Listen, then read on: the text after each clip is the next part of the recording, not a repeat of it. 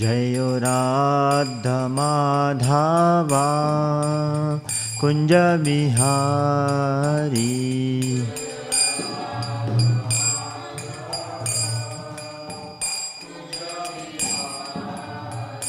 Jayo Radha Madhava Kunja Bihari.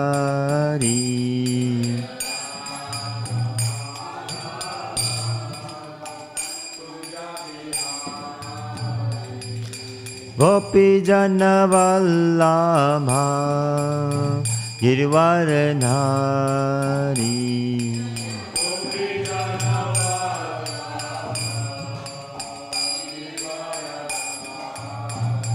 Jai Gopi Jana Vallabha Girvaradhari.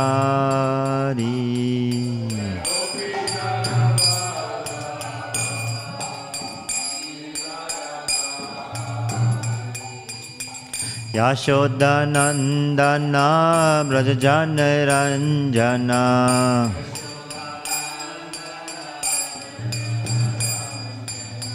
Yashoda Nandana Brajajana Ranjana.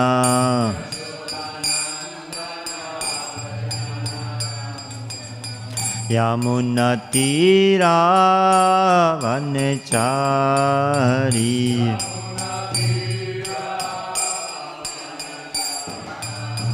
Yamuna Tira Vanechari.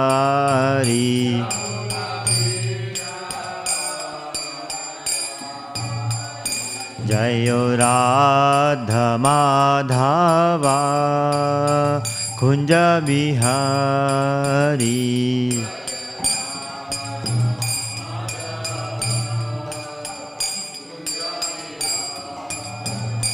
Jayo Shri Krishna Chaitanya Prabhu Nityananda Shri Advaita Gadadhar Shrivasadi Gaur Bhaktivinoda.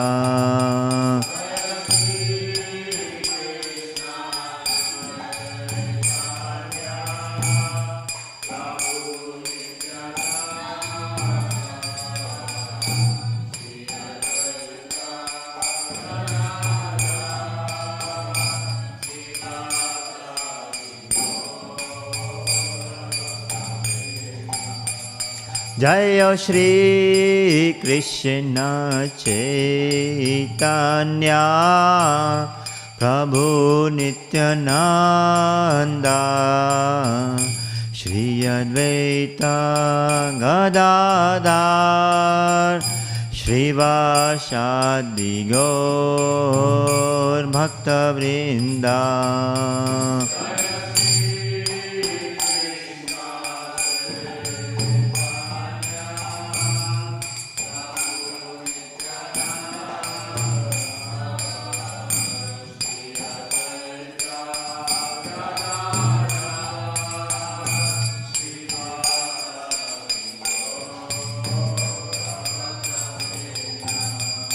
Hare Krishna, Krishna Krishna, Hare Hare, Hare Rama, Rama Rama, Hare Hare.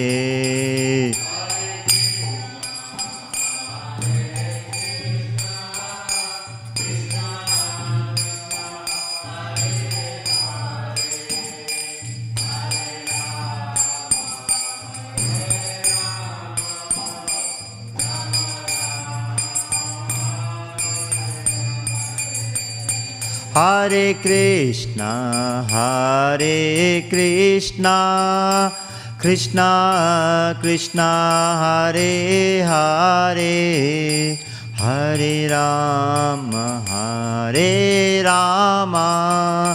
Rama Rama, Hare Hare.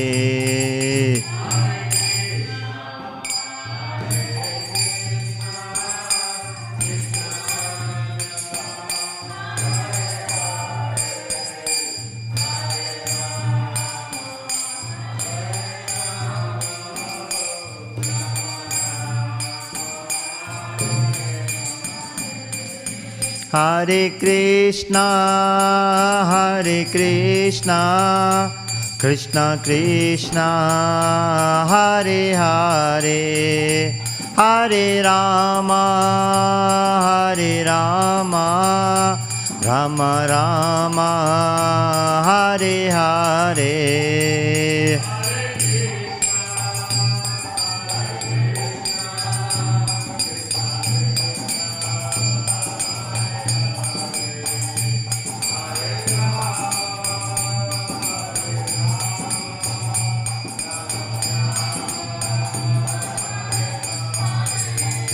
Hare Krishna, Krishna Krishna, Hare Hare, Hare Rama, Rama Rama, Hare Hare.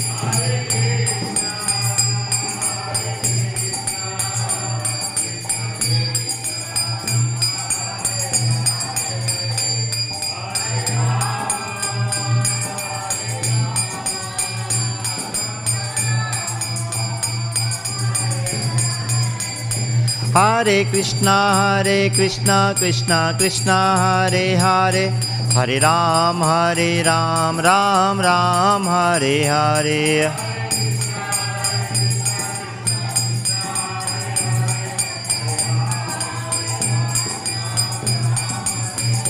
Hare Krishna, Krishna Krishna, Hare Hare, Hare Ram, Ram Ram, Hare Hare.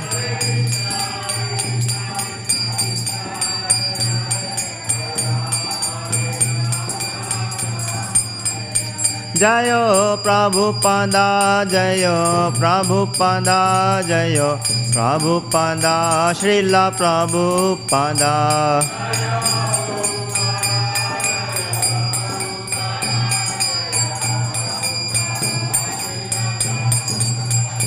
Jayo Jayo Prabhupada, Prabhupada, Prabhupada, Jayo Jayo Prabhupada.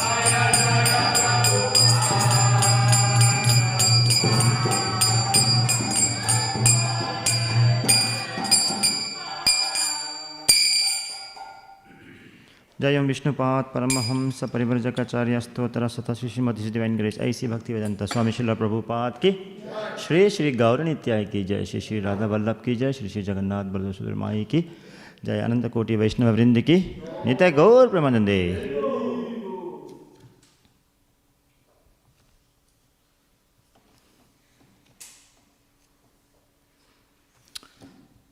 Om Namo Bhagavate Vasudevaya.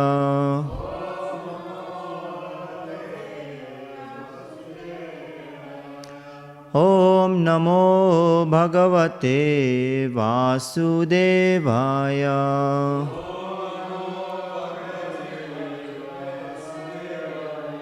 Om Namo Bhagavate Vasudevaya.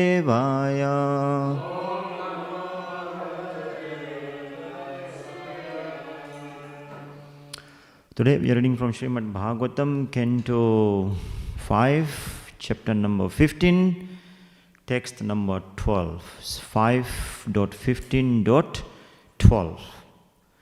And the title, and the chapter is titled is The Descendants of King Priyavrata. The Descendants of King Priyavrata.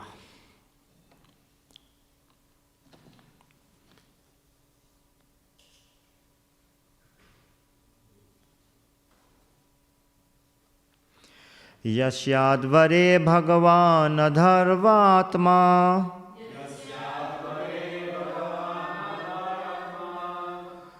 Magho Nimadyati Urusho Mapite Shraddha Vishuddha Chalabhakti Yoga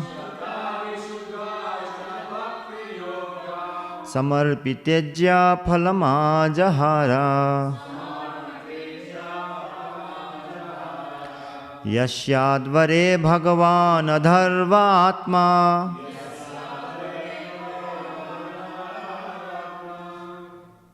Actually, it's Advar, yeah? Let's go again. Advar. Yasyadvare Bhagavan Advar Atma Magho Nimadyati Urusho Mapite Shraddha Vishuddha Chalabhakti Yoga Samarpitejya Phalamajahara Yasyadvare Bhagavan Advaratma Magho Nimadyati Urusho Mapite Shraddha Vishuddha Chalabhakti Yoga Samarpitejya Phalamajahara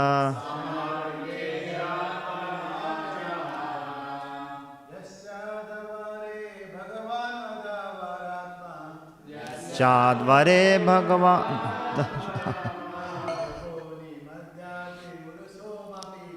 Mago Nimadyati Urusho Mapite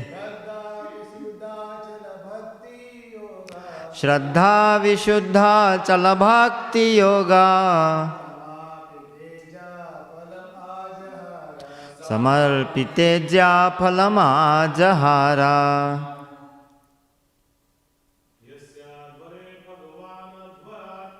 Yasyadvare Bhagavan Advaratma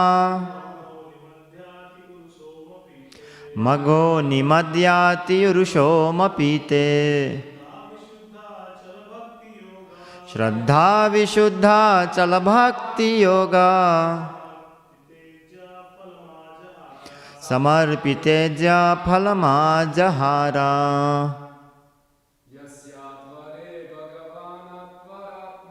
Yasyadvare Bhagavan Advaratma Maggo Nimadyati Urusho Mapite Shraddha Vishuddha Chalabhakti Yoga Samarpitejya Phalamajahara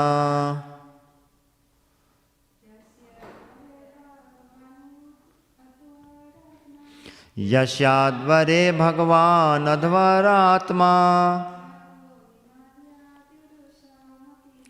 Mago Nimadyati Urusho Mapite Shraddha Vishuddha Chalabhakti Yoga Samarpitejya Phalamajahara Yasya, of whom King Gaya Advare, in his different sacrifices. What's Advare? Advare is not Bhagavan. What's Advare? In his different sacrifices. Because I just want you to remember the word sacrifice, because that's the theme today. Yeah? In his different sacrifices. Bhagavan, the Supreme Personality of Godhead. Advara Atma, the Supreme Enjoyer of all sacrifices. What's Advare? Sacrifices. What's Advare Atma? The enjoyer. Simple now. Na? So Advare is the sacrifices. Advare Atma is the enjoyer of all sacrifices. So we have got two things now there. Sacrifice and the enjoyer of two sacrifices. Let's continue. Yajna Purusha. No. So let me. The superior of all sacrifices, the Yajna Purusha. Maghoni. When King Indra. Madhyati. Intoxicated. Uru. Greatly. Somapite. Drinking the intoxicant called Soma. So what has happened to King Indra? He has drunk the intoxicant called Soma and he's got intoxicated. Okay, so far we know that. Shraddha, by devotion. Vishuddha, purified. So when there is Shraddha, there is Vishuddha. When there is devotion, there is purification. Achala, and steady. Bhakti Yoga, by devotional service. Samarpita, offered. Ijaya, of worshipping. Phalam, the result. Ajahara, accepted personally. Okay, let's try to connect all that together. Thanks to Srila Prabhupada. Translation from Srila Prabhupada ki.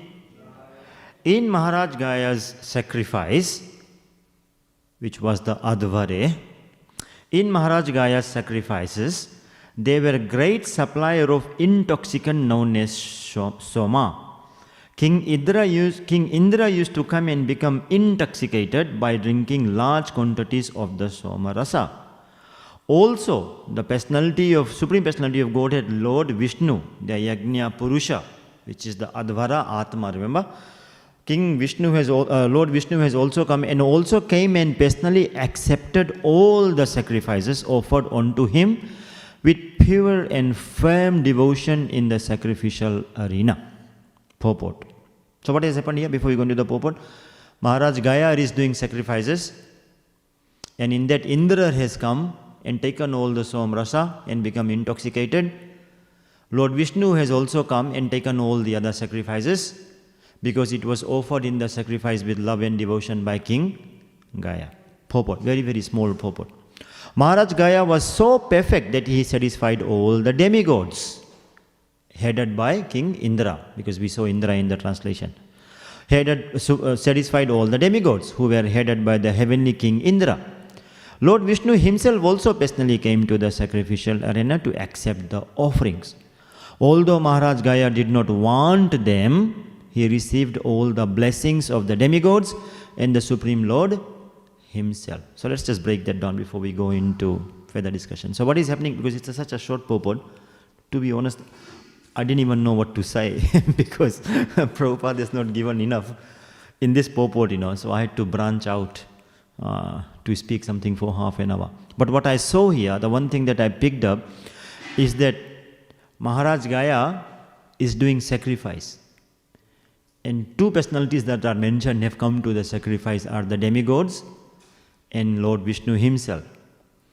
And both of them have accepted the offering. Indra accepted the Somrasa and Lord Vishnu accepted the other offerings. And in return what is happening, so that was the other side from Srila Prabhupada. Although Maharaj Gaya did not want them, he received all the blessings from Indra as well as Lord Vishnu. So what is happening? The sacrifice is in the middle. On one side is King Gaya. On the other side, let's say on the upper side, is Indra and the other demigods and Lord Vishnu. So the offering is coming into the sacrifice. They have accepted the sacrificial offering, and in return they are giving the blessings back to Gaya. Yeah, so that part is easy, right? One thing that came to my mind, which took me a while to get the answer to, is that it says, Prabhupada says here, although Maharaj Gaya did not want them, he received all the blessings from demigods and Lord Vishnu. So what I was not catching is that why would Maharaj Gaya not want them? Because when you do the sacrifice, there is a purpose. And in return, the blessings are flowing, pouring on Maharaj Gaya, but he does not want them.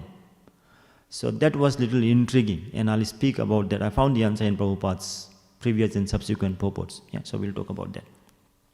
Om Ajnanati Mirandhasya Jnananjana Salakaya Chakshurun Militam Yena Tasmai Shri Guruve Nama Nama Om Vishnu Padaya Krishna Presthaya Bhutale Śrīmate Bhaktivedanta Swami Niti Namine Namaste Saraswati Deve Gauravani Pracharine Nirvisesha Sunyavadi Paschatya Desa Tarine Jai Shri Krishna Chaitanya Prabhu Nityananda Shri Advaita Gadadhar Shrivashadi Gaura Bhaktavinda Hare Krishna Krishna Krishna Hare Hare Hare Rama Rama Rama, Hare Hare. In Maharaja's Gaya's sacrifices, there were great supply of intoxicant known as Soma. King Indra used to come and become intoxicated by drinking large quantities of Soma Rasa. Also, the Supreme Personality of Godhead, Lord Vishnu, the Yajna Purusha, also came and personally accepted all the sacrifices offered unto him with pure and firm devotion in the sacrificial arena.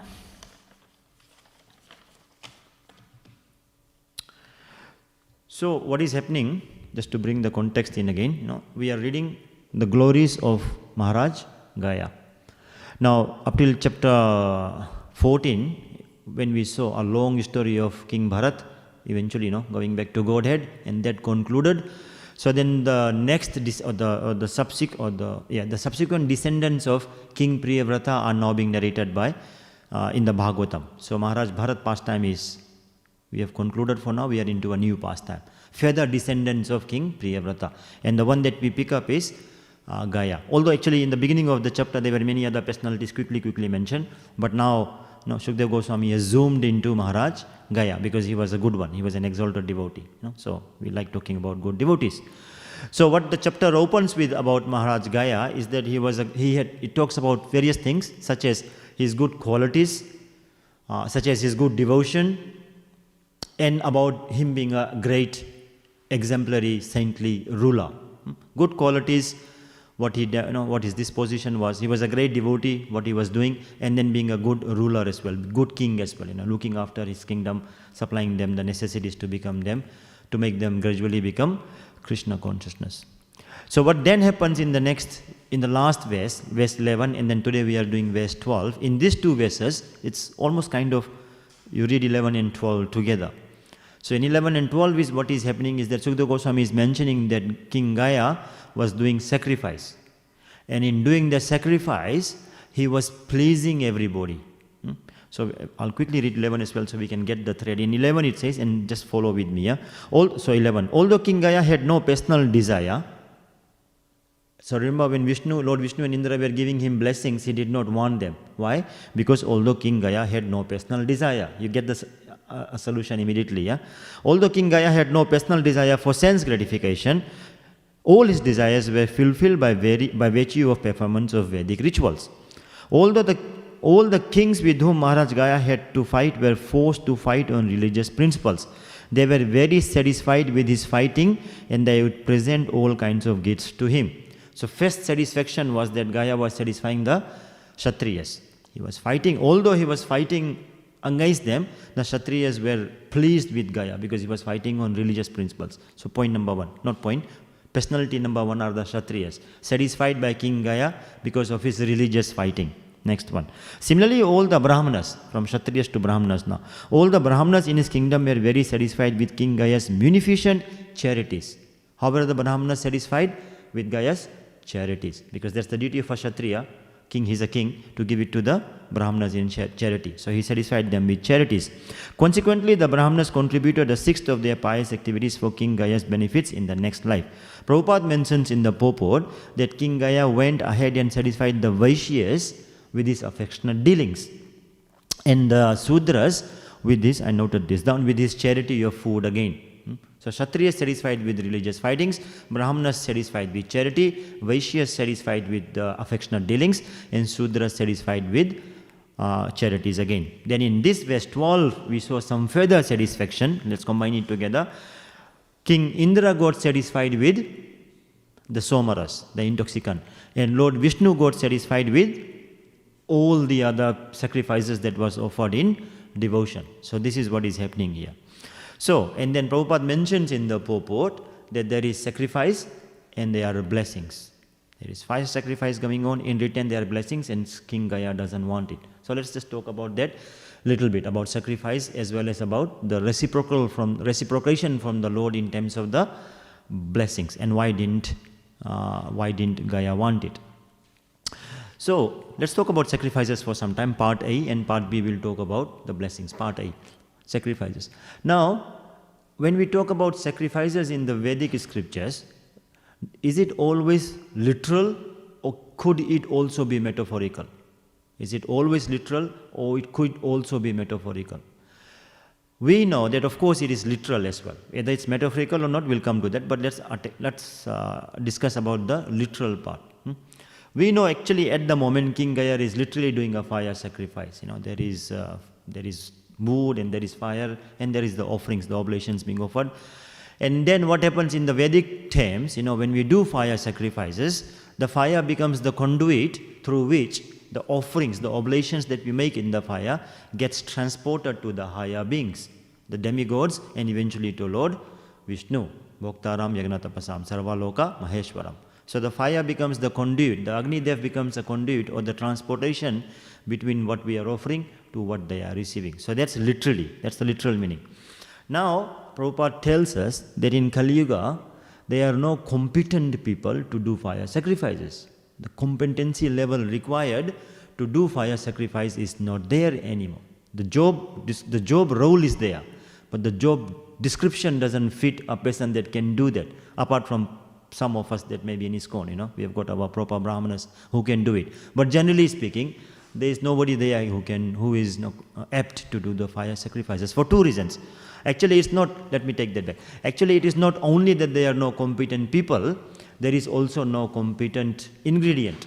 Two problems are there. Ingredients are not there, as well as the competent Brahmana who can pronounce, who can do the intonation properly of the various chants is also missing. So we have got problem A and problem B, the ingredient as well as the performer. So those two are missing.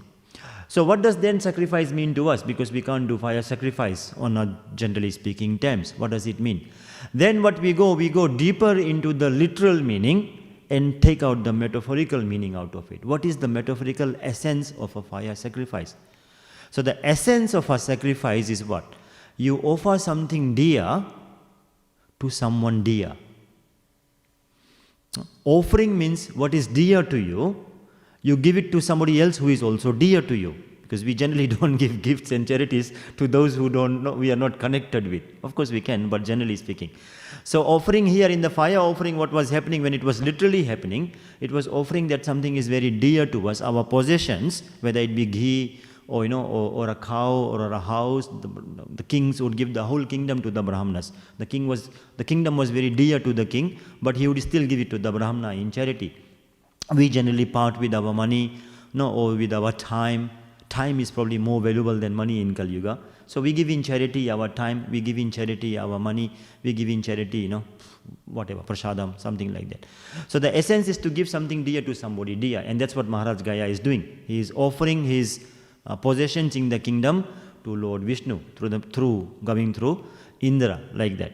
So that got me, I had this little confusion in my mind when I was reading Bhagavad Gita chapter 4, during my earlier days.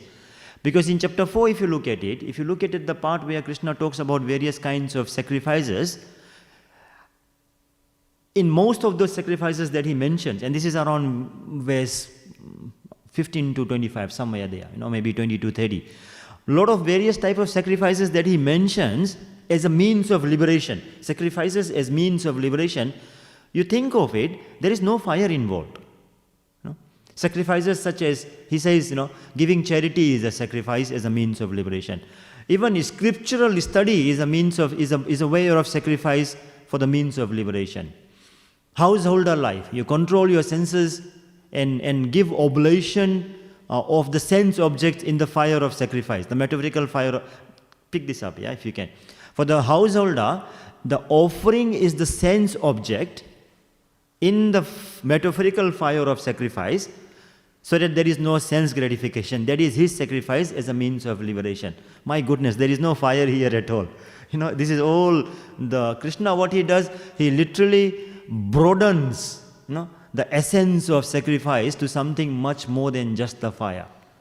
So what does it mean for us? To summarize that, sacrifice is not necessarily only lighting the fire without, it is also about lighting the fire within.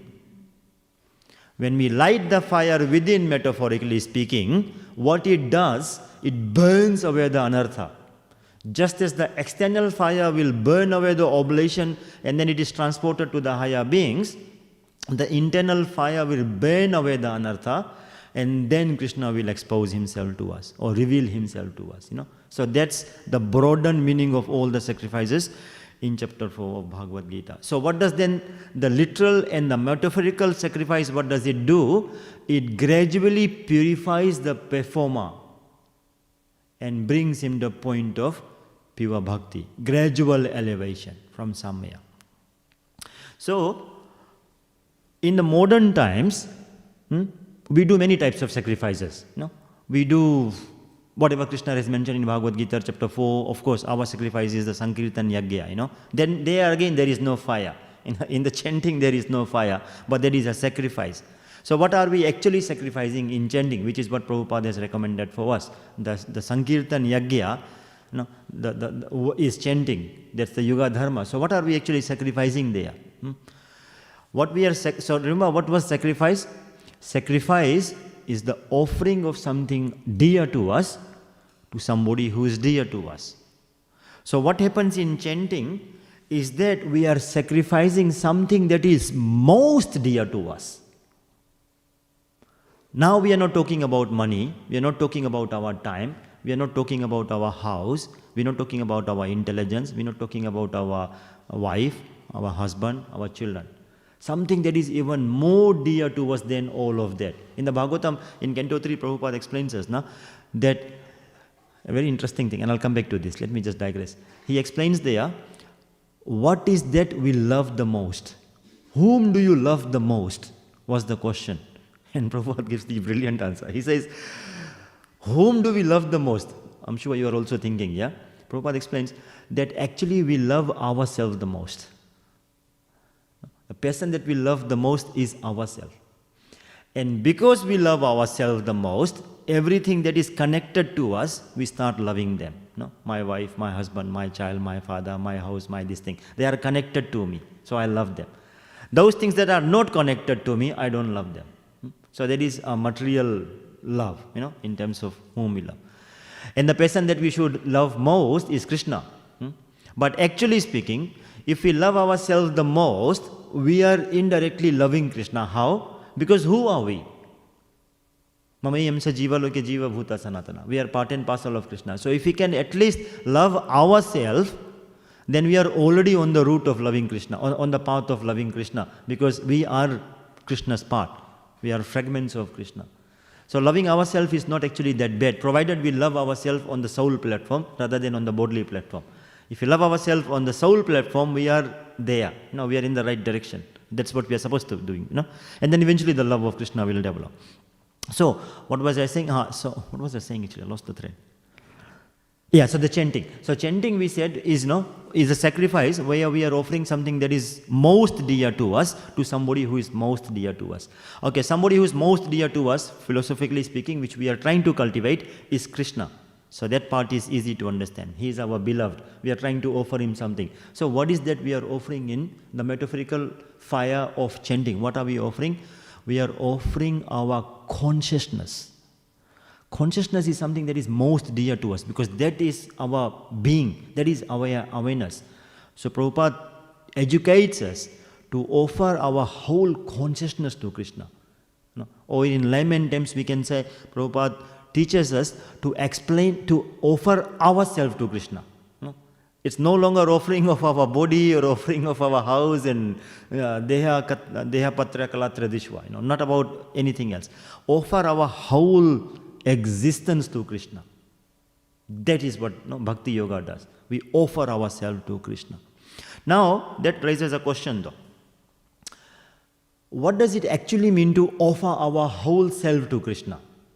Does it mean that we sacrifice our life or we live a life of sacrifice? Follow me, okay? Does it mean that we sacrifice our life for Krishna or we live a life of sacrifice for Krishna? They are two different things. And I'll bring an example from the Ramayana to demonstrate to explain my point, yeah?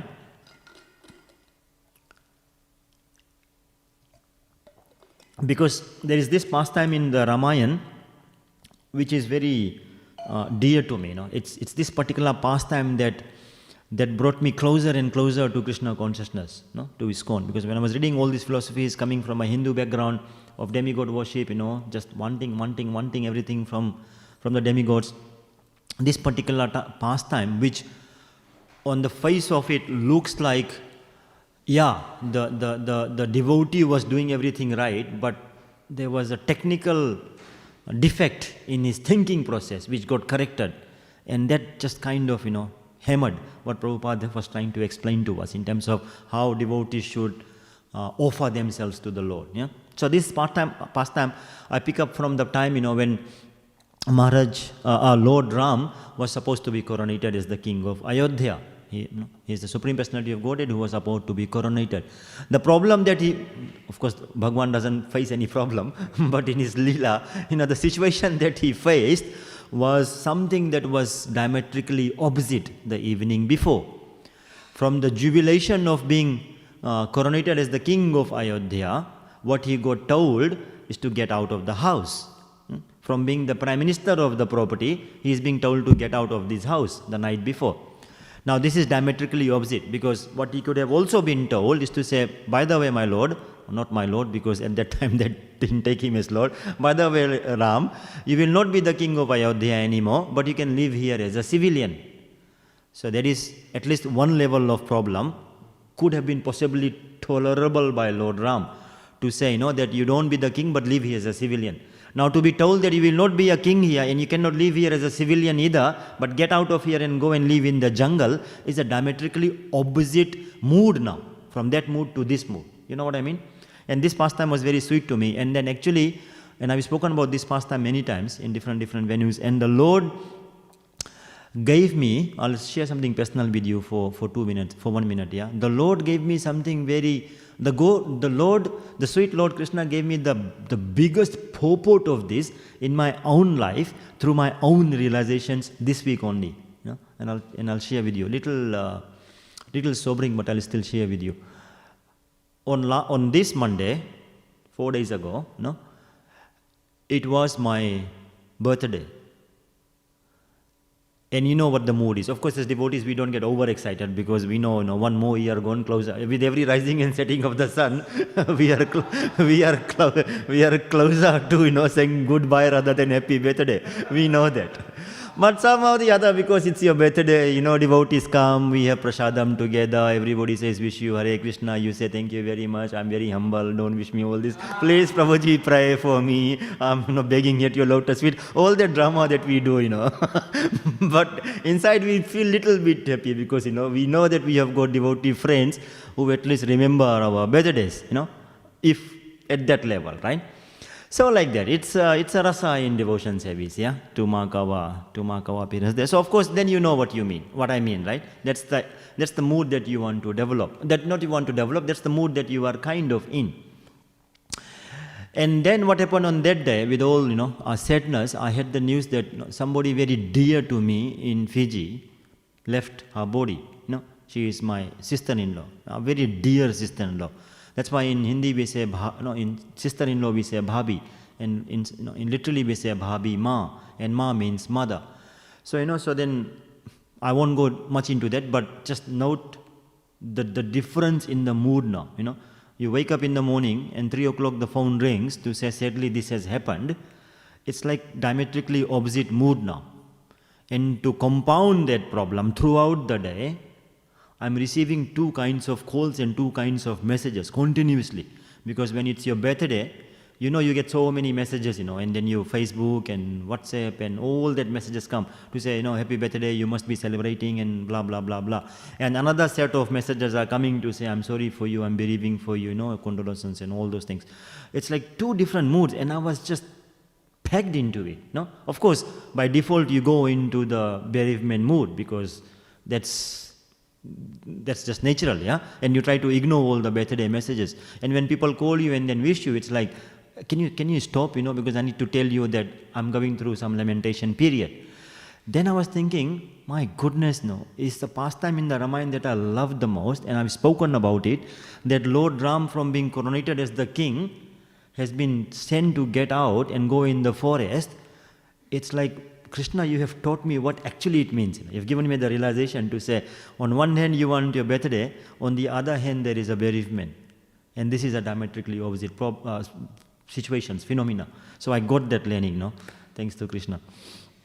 So, coming back to what I was saying, let me just see what I was trying to say. So sacrifice, but what I was, sacrifice. I was trying to say that whether we sacrifice our life or live a life of sacrifice. So what happens when Lord Ram got told to leave Ayodhya and go to the forest, and live there for almost 14 years and etc., etc. No, he was told to live there for 14 years. He almost lived there for 14 years. At the back end, he had to go to Lanka and all that thing that we know. So then when Bharat, whom his mother wanted to be the king, come back to Ayodhya from wherever he had gone, I think he had gone to his wife's residence or his own mother's place.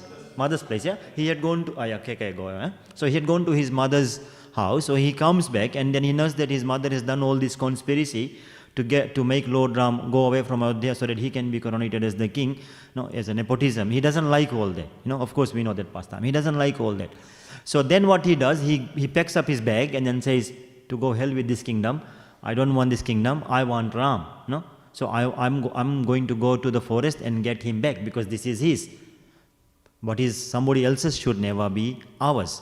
Ishopanishad tells us, know your quota. So he knows that this is Lord's Ram. So Lord's property, he doesn't want it. So he goes to the forest. And then let's zoom in there. So what happens in the forest? Now you see the mood of Bharat. He is genuinely, sincerely, devotionally giving away the kingdom to Lord Ram. There is no, ultra motive, no hidden agenda at all. Sincerely, as a devotee of Lord Ram, trying to give it to Lord Ram. But, which seems strange to us, but on the other hand, Lord Ram does not want it. Because he is adamant that he is going to follow the vows of his father, the vows that he has made to his father, that for 14 years he will live in the forest and Bharat will be the king. So that kind of contradicted initially, when I was reading Ramayana and learning philosophy from Prabhupada's books, to say it doesn't make sense. Because Bharat is offering to Lord Ram something very devotionally, very sincerely, genuinely, with all the love, with tears in the eyes. He's begging Lord Ram, take this kingdom, please come back.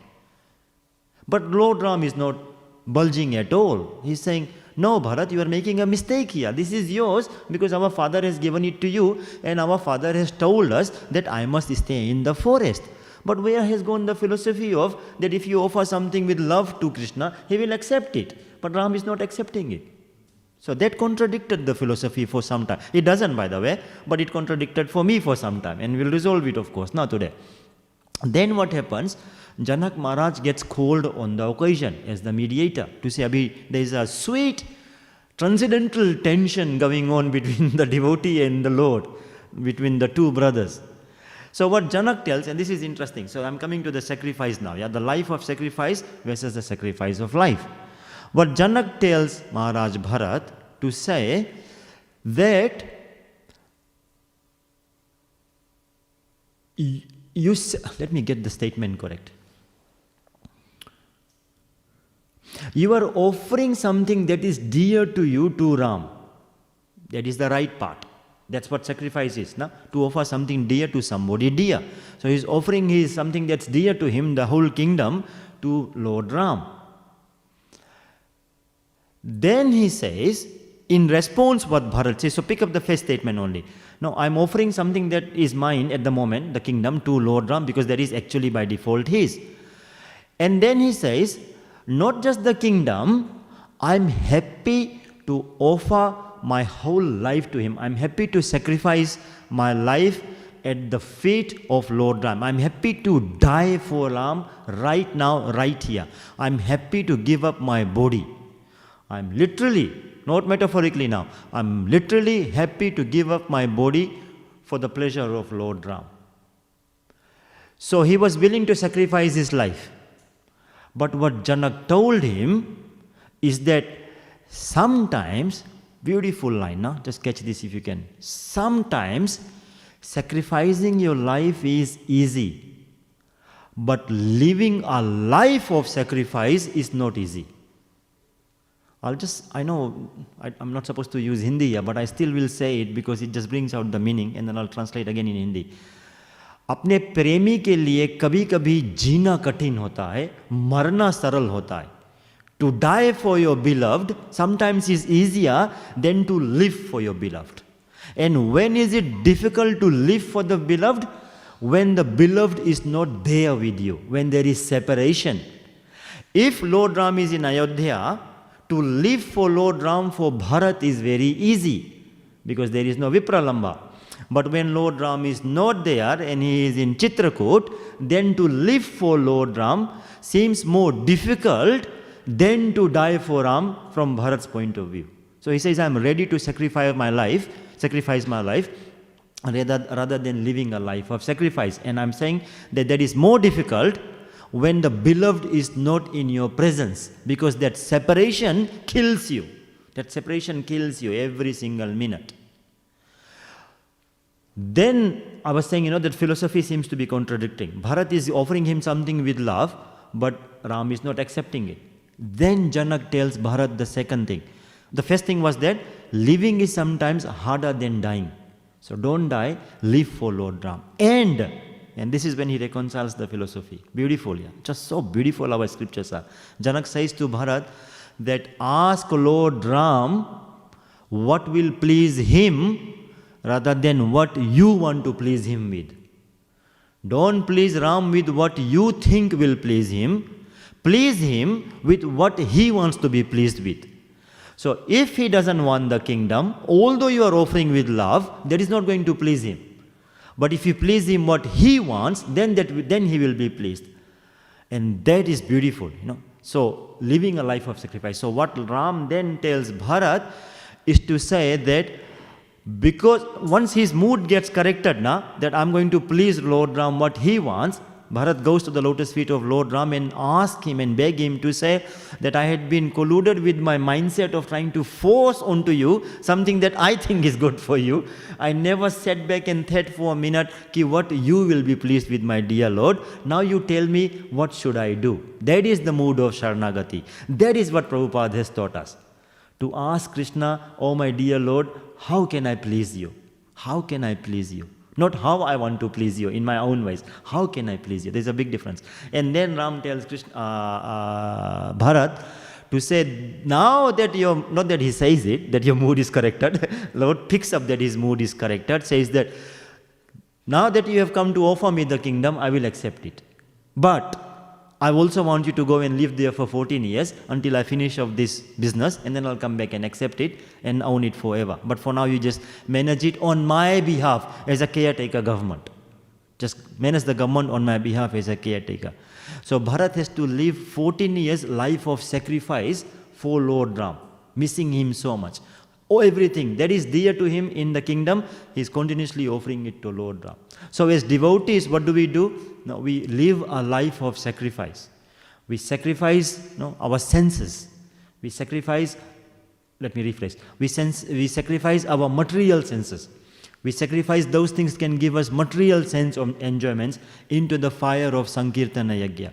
We sacrifice our time into the fire of Sankirtana Yajna. We sacrifice literally our food, offer it to Krishna, and then take the blessings that come out of his, because blessing is prasad, Mesir is prasad. So we take that as our nourishment food.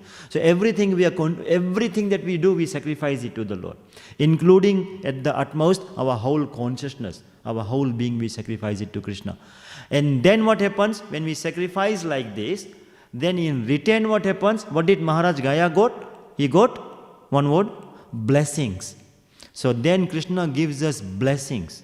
But then again, something that was contradictory, that initially it was contradictory to me, which I said at the beginning as well, that Maharaj Gaya is receiving blessings from Indra as well as Lord Vishnu, although he did not want it. Now that seems strange little bit, because when we do offerings, whether it's Sankirtan Yajna or any metaphorical or literal Yajna, then if the blessings come, we are told to count our blessings. There's a modern terminology which says count your blessings. But here Maharaj Gaya is saying, I don't want the blessings, what to speak of counting the blessings. So there's two levels of things here. He doesn't want the blessings, and we are told to count the blessings from the material point of view. So how do we reconcile all that? And then I had to again, just peruse Prabhupada's purports to understand the point. So the way I understand is, firstly, counting the blessings is good. Because when we count our blessings, material blessings, it enriches us. It makes us aware that we should be at least grateful and be grateful for the things that we already have, rather than lamenting about those that we don't have. It enriches us. Be satisfied with what the Lord has given us. Now, especially during the modern pandemic times, this brings to light even further. Because, we may be, what's the word? What's the idiom? Familiarity brings contempt. So we are just so familiar with our loved ones. We are just so familiar with our possessions, our house, our car, everything else, our money, that we just take it for granted. That it's there. It's just a utility that we take it for granted.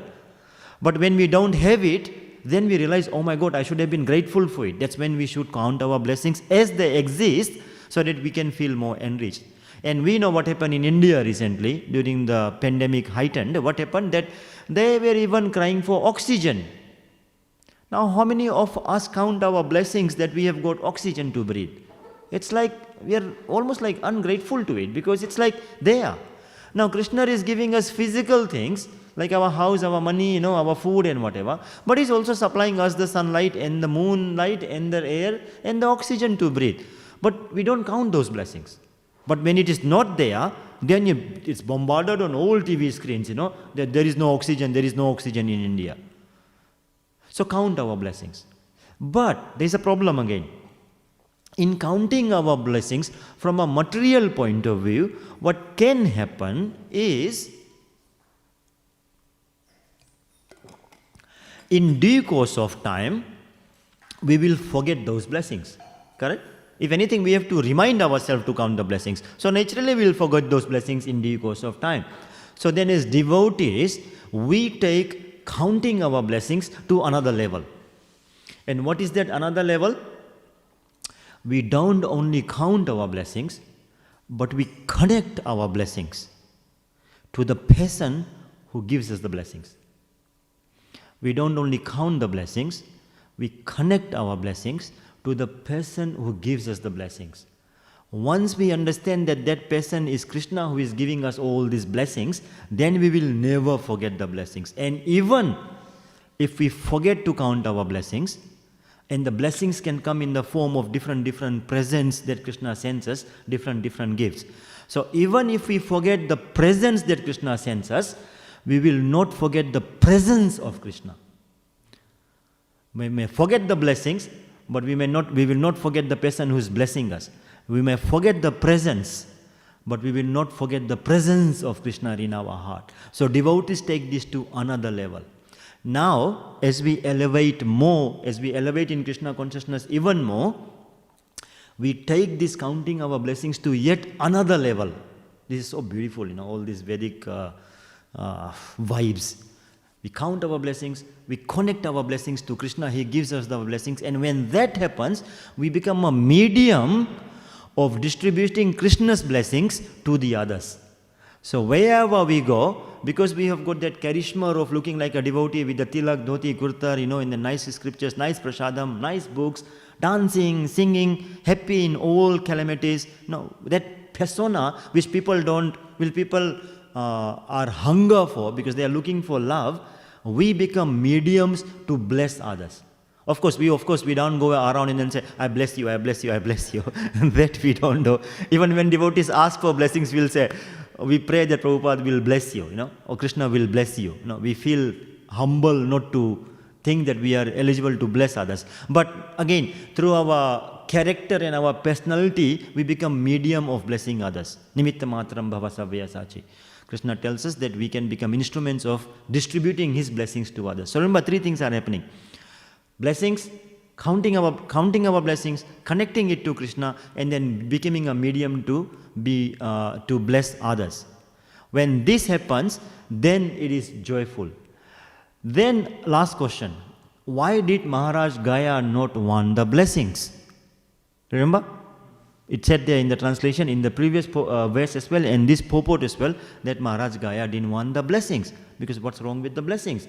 It is good. It enriches us, it connects us to Krishna, and then it empowers us to give and bless others. So why didn't he want it? And Prabhupada then explains that what the demigods could have potentially be giving him, including the Lord initially, would be the material blessings. That you have a nice house, nice kingdom, nice citizens, everything will be nice. But when Maharaj Gaya, what he didn't want is any material blessings. I don't want any of this. But what Krishna can do is give us material things that we can use it for spirituality. Because in the material world, everything is material, right? But we can spiritualize it. So when Krishna, so this is probably the main thing for us, our takeaway message. When the Lord gives us blessings, it can be in the form of matter. And matter is there to help us detach from matter. Use material things to get detached from material things. At the same time, the material things has got the power to entangle us more into the material things. So we have to remind ourselves to detach from the matter by offering those material things back to Krishna. And then Krishna will bless us again with possibly more possessions that we just keep offering it back to Krishna. So it becomes a cycle of sacrifice. We give it to Krishna, he gives it to us, he empowers us, he enriches us, he makes us possibly wealthy as well, whatever, like Prabhupada. From 20 rupees to billionaire. But Prabhupada gave everything back to Krishna. So he didn't get entangled with any of the material things. Yeah. So we offer our results always back to Krishna. And that is why Krishna tells us in the Bhagavad Gita that everything material that is attractive is what? A spark of my splendor. Everything material that is attractive in the material world is a spark of my splendor. So what Bhakti Yoga does, it transforms the spark into a flame. And that flame is Krishna. In romantic sense, they say that she is my flame or he is my flame, like that. So Krishna becomes our beloved. He becomes our flame. So the spark of the splendor, anything material that attracts us, if we think of Krishna's presence in our life, then that spark will be transformed into flame. And that flame is Krishna. And when that flame comes in place, then metaphorically speaking, that flame will burn our anarthas and all our worldly desires. Everything material that we hanker for will be diminished into powdered ashes. It will no longer be attractive anymore. Because when we have Krishna, we need nothing more. So to conclude, Krishna is Krishna's blessings. If we have Krishna, we don't need anything more. No other material blessings are required. All we need is Krishna. So Krishna giving himself to us is his biggest blessings. That's why Maharaj Gaya doesn't want anything else at all. He just wants Krishna. That's all he wants. And everything else will automatically take shape. So with that I'll conclude and I'll quickly summarize and conclude. So we talked about two things, that Maharaj Gaya is doing sacrifice, and through his sacrifice he is pleasing various personalities, the Brahmanas, Kshatriyas, Shudras and Vaishyas, then King Indra, and then Lord Vishnu. So in that he is pleasing everybody. Being pleased, the Lord comes, and Indra also comes to bless Maharaj Gaya, but he doesn't want the blessings, the material blessings, but he still gets blessed. So Prabhupada explains in the purport that there is sacrifice and there is blessings. So we spoke about various lenses of the sacrifice. That sacrifice can be literal, which is the fire sacrifice. Sacrifice can be metaphorical, which is sacrificing our time, our money, everything else without the flame. So the essence of sacrifice is not just the fire without. It is the fire within, with which we can burn our anarthas and come closer to Krishna. And when that happens, then the Lord starts blessing us. So we should count our blessing, but more than that, we should connect to the person who gives us those blessings. And then thereafter, go and distribute the blessings to others, so we can become the medium of blessings. And when we are blessed like that, then Krishna becomes our biggest and the only blessings. Everything else we don't need. And Krishna will give to us whatever we need to be connected to Him always. Yeah? So I'll stop there. Wishing you a blessed day. If there is any questions or comments or corrections, then we have got some time. Yes? Oh, there is a mic somewhere.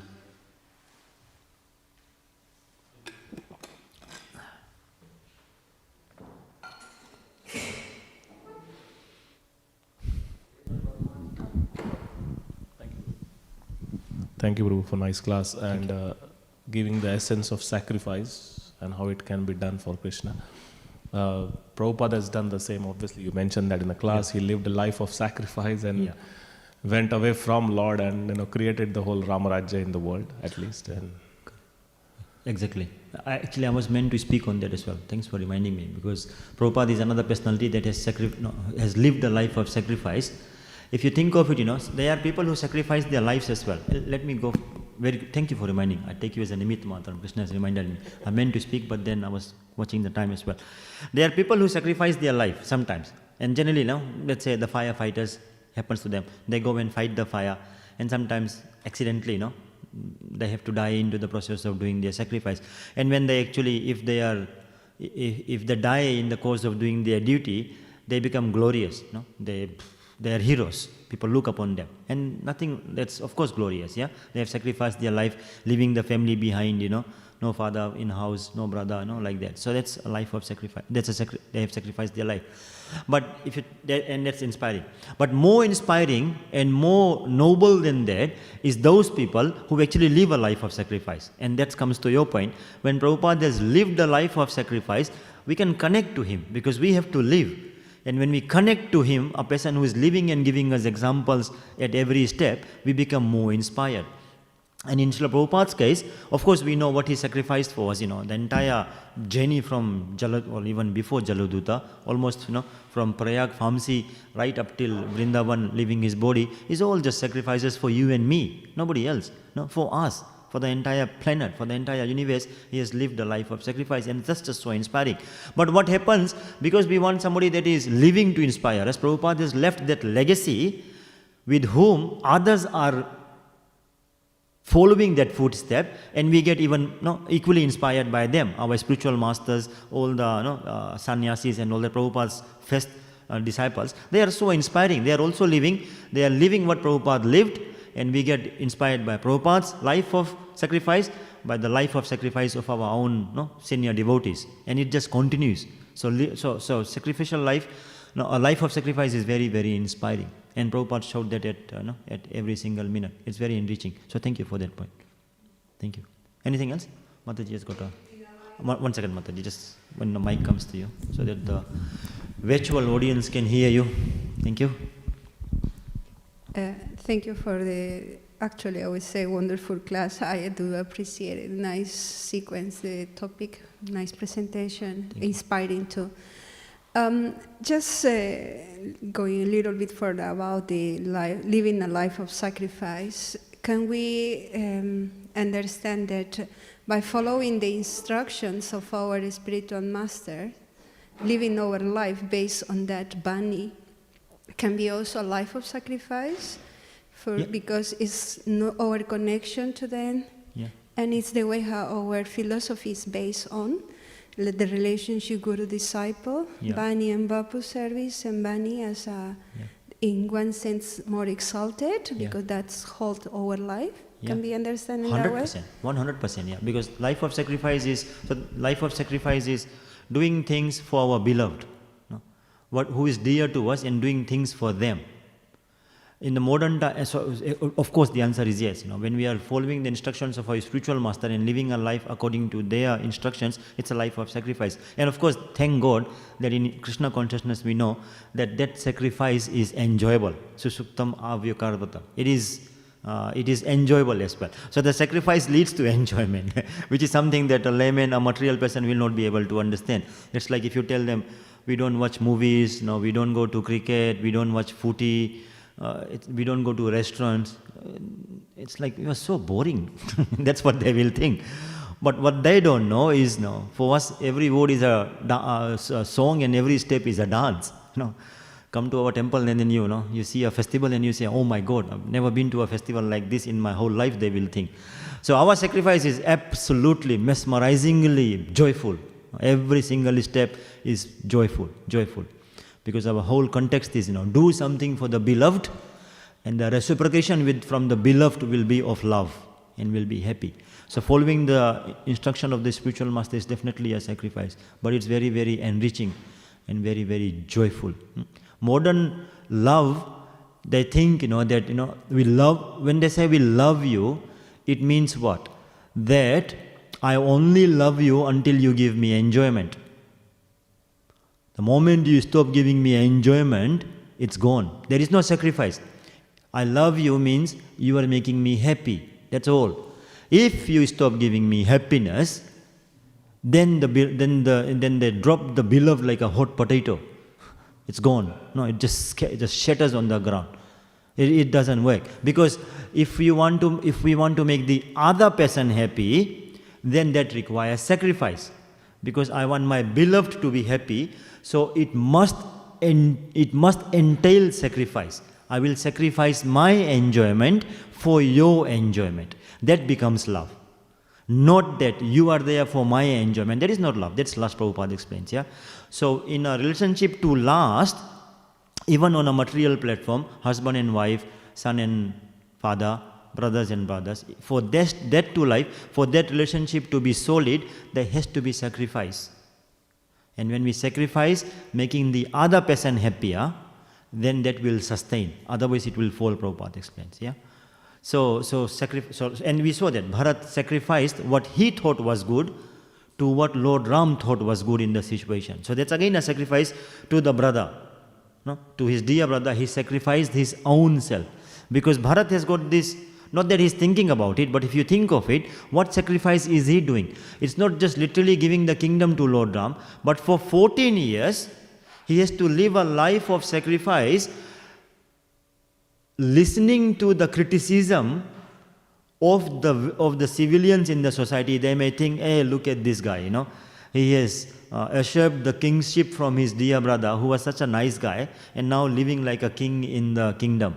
He has to tolerate all that for 14 years. That is a difficult sacrifice to make. That is why dying, it's sometimes easier than living, because he is not only missing Lord Ram now, he has to deal with all these civilians there who are criticizing. God knows what they are thinking about him. And he has to just think. Sometimes, the mind is more busier when we think what others are thinking of us. What are they thinking of us? It's like, boy, goodness, it's so heavy. What we think of them is easy because that's in our control. What they think of us is mind-boggling, because if we make an endeavor to go each and every of them to correct them, to say, hey, what do you think of me? Why do you think like this? And of course, we can't go and ask that person what he thinks of us. So we will go and ask another person, what did he say about me? Why do you think he said like that about me? Our whole life will go into that and we'll forget Krishna. So as devotees, we don't have to worry about it, because there's absolutely no chance at all for us to satisfy everybody. People will think different things about me. I'm sorry to say this, even in devotee community. People will have different opinions on us. Why? Because we ourselves have different opinion on ourselves. Sometimes we think we are devotees, sometimes we think we are demons as well. But, so if we don't know who we are, what chances are the thinking is that he's a Paramahamsa? No chance. They will see the good and they will see the bad. So as devotees, we take the good with the bad and march on. So don't get heavy with what others are thinking of us. The most important thing is to think, what is Krishna thinking of us? Because he knows the truth. Only he knows the truth. So if we can resonate with what he is thinking of us and always do things that is pleasing to him rather than that things that's pleasing to us, then we are in a beautiful situation. Yeah? So thank you for that point. One more point, Mataji? Oh, you got question? Yeah? We got time, so I'm not going over time. So please bless me. Yes. Prabhu, so you were saying with the class, so why did he not want the blessings? So at the beginning of the class, you were mentioning that, So I was trying to think also about reasons why he doesn't want the blessing. It said that sacrifice made in the mode of passion is when you expect something in return. So I was thinking, and please let us know if it's correct, that he didn't want anything, he wanted to give, not to take. So that was probably another reason why he didn't want their blessing. Yeah, 100%. Yeah. He, in simple terms, he didn't want any blessings that was material in nature. He didn't want any material blessings because he knows it will entangle him. But if it's a spiritual blessing that can come in the form of material possession, then he can utilize that material possession into his spirituality. He was a pure devotee, let's not forget that, right? He was an exalted devotee. So he knows what he is doing.